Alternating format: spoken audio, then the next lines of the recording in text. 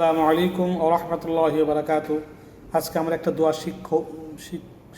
শিখব, শুনবো। আমরা কে না চাই মদিনায় মৃত্যু হোক এবং শাহাদত নসিব হোক? কে না চাই মদিনায় মৃত্যু হোক? মদিনায় আল্লাহ রাসূল এবং 10,000-এর উপরে সাহাবা একরাম শুয়ে আছেন। আল্লাহ রসুলের স্ত্রীগণ, আল্লাহ রসুলের মেয়ে ফাতিমা রাদিয়াল্লাহু আনহা ইত্যাদি সবাই শুয়ে আছেন মদিনাতে। তাই মদিনাতে মৃত্যু এবং শাহাদত নসিবের মৃত্যু কামনা করার জন্য একটা দোয়া রয়েছে। এই দোয়াটি আমরা মাঝে মাঝে পাঠ করব, যখন মনে হবে তখনই আমরা দোয়াটি পাঠ করব।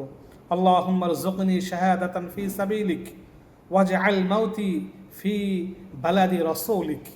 এই দোয়াটি আমরা পাঠ করব। আল্লাহুম্মা রযুকনি শাহাদাতান ফি সাবিলিক ওয়াজআল মাউতি ফি বালাদি রাসূলিক। হে আল্লাহ, আমাকে আপনার রাস্তায় শাহাদত লাভের তৌফিক দান করুন এবং আমার মৃত্যু আপনার রাসূলের শহর মদিনাতুর রাসূল মদিনায় প্রদান করুন। এই দোয়াটি আমরা পাঠ করব। আল্লাহ রসুল উম্মতকে এই দোয়াটি শিক্ষা দিয়েছেন। হযরত ওমর ফারুক রাদিয়াল্লাহু আনহু এবং অন্যান্য সাহাবায়ে কেরাম এই দোয়াটি পাঠ করতেন। যদিও মদিনায় মৃত্যু হলে জান্নাতের গ্যারান্টি হবে না, কিন্তু আল্লাহ রাসূলের ওইখান থেকে সাহাবায়ে কেরামের সাথে আপনি হাশরের ময়দানে উঠবেন, এটাই বড় ফজিলতের বিষয়। তাই আমরা মাঝে মাঝে দোয়াটি পাঠ করব। আল্লাহুম্মা রযুকনি শাহাদাতান ফি সাবিলিক ওয়াজআল মাউতি ফি বালাদি রাসূলিক।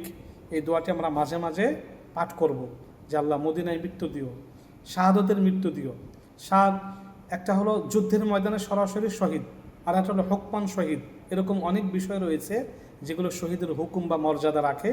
যেভাবে হোক আল্লাহ পাক যেন শাহাদতের মৃত্যু দান করেন এবং মদিনাতে যেন দাফন হয়, মৃত্যু হয়, সেই দোয়া আমরা মাঝে মাঝে পাঠ করব। আমিন।